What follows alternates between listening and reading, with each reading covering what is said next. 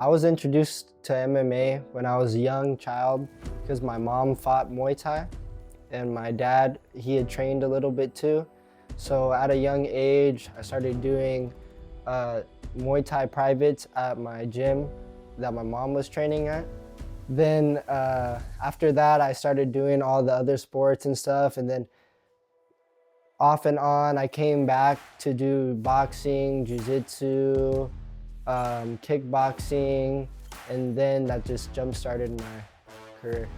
Back when I first started high school, that's when I really started training with more professional fighters and got to get exposed to the levels there are in this game. High-level pros really showing me how to persevere through all of it. So my first fight, I was real nervous because I've been waiting for this for so long. So once it finally got there, I couldn't even fathom that it was actually there. 4 days before the fight, he ended up pulling out. In the days before, me and my coach were working to adjust to the opponent change. And once I got in there, I kind of felt it out and ended up taking him down and finishing him on the ground. The biggest takeaway from that first competition is probably that I need to be more loose in there. I'm the best when I'm having fun. That I truly feel like the best form of me is when I'm having fun in there. So honestly, I didn't really do that in my second fight either. So for this fight, I'm looking forward to just having fun in there. On May 23rd, I will be fighting Audric Castro at Epic 61. I started with wrestling. My friend got me into it, so that's pretty much how I got my start. Even when I kept wrestling, I was always training in a way where I always had MMA as like the end goal. Yeah, my first MMA class, yeah, it was a smaller class, and I was already pretty deep into my like jiu-jitsu as well. So I probably had a cumulative of 12, 14 years experience. So my grappling could handle itself, and a lot of people didn't know how to deal with what I was doing with my grappling. But yeah, there was definitely a learning curve with just being aware where people are gonna punch you in the face, because I like the whole spinning upside down for barambolos and stuff like that. Even if I'm not gonna do it in competition, I like training that way just because it's a more fun way to train. But yeah, obviously it becomes less fun when you're trying to spin upside down, they punch you in the face. So. I told you. For my first fight was just, honestly, the preparation for it was very hard, very difficult. And that's where I learned most of the lessons. Yeah, I would be waking up at 2 a.m., 4 a.m., just having this anxious feeling of, oh man, I don't want to get outworked, I don't want to get knocked out. So I would go run till I got tired. 30 minutes, an hour, sometimes 2 hours. A lot of it was just learning to be kind of okay within myself, learning to be more confident in that I'm doing what I need to do to be prepared, and that I don't need to over prepare because that's going to be so taxing on the rest of my life. The fight itself, actually, yeah, I mean, it was just a good experience. I think it was the most fulfilling thing in my life that I've ever done, to be honest. Like, it was like, oh, this is the culmination of all of my hard work.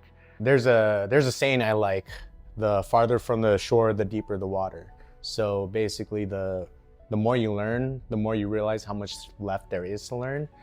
And especially with something like MMA, MMA is not in its infancy or even its adolescence, but it is still a very young sport compared to something like boxing or wrestling. So learning how to mix everything together, learning the nuances of when to switch to the next thing, or when to switch from striking to grappling, and then back up, vice versa.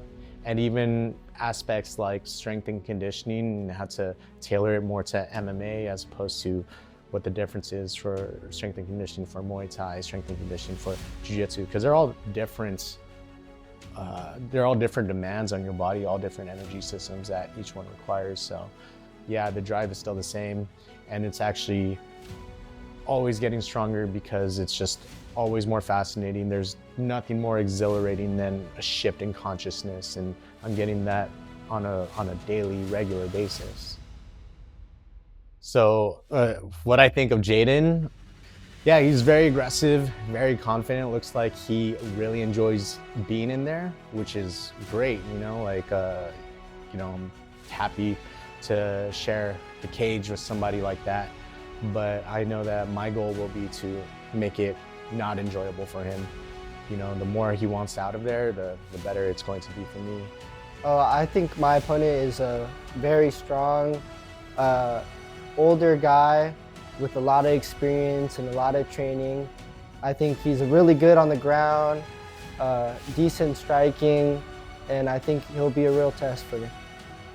I think I hold the edge in this fight with my youth. I'm a younger dude. I'm super quick. I think that I'm just prepared to finish the fight whenever. I'm looking for the finish the whole 3 rounds, you know, every second.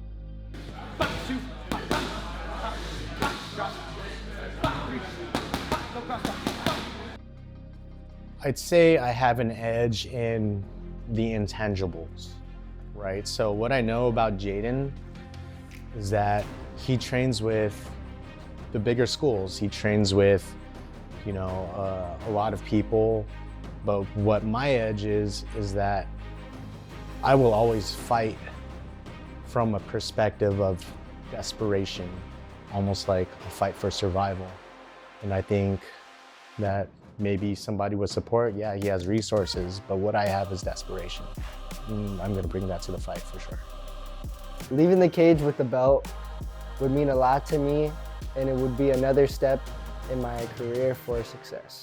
The fact that I have this opportunity in front of me right now to get it, it means more than what I can put into words. Yeah, I'm trying to send the message that this guy does not belong in there with me. Thank you to everyone who's gotten me here. You know, it takes a village. It can't just be me. You know, there's only so much I can do on my own. So all of my teammates, my friends, my coaches, my girlfriend Karen, you know, I wouldn't be here without you. So every moment that I'm in that cage, I'm in there because of you. So thank you. It means everything to me. Victory on 3, loud and fucking proud. Victory on 3. 1, 2, 3! Let's go, baby, let's go! Good shit, boys. Let's go, ready, say win on 3. 1, 2, 3, smash. Ready, say 1, 2, 3, win.